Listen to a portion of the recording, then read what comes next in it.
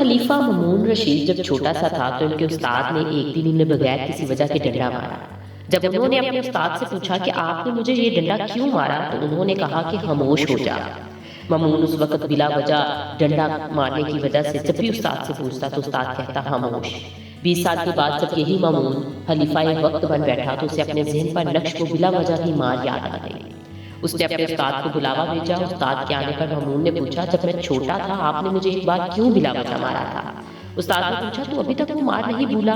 ममून ने कहा, अल्लाह की कसम मैं तो कभी भी ना भूलूंगा।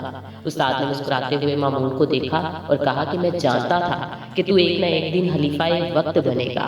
मैं तुझसे जानबूझकर बिला सबब पीटा था ताकि तू याद रख ले कि मजलूम कभी भी नहीं भूला करते।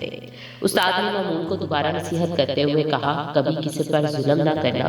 जुल्म एक आग होती है जो मजलूम के दिल में कभी भी नहीं बुझती, चाहे जितने भी साल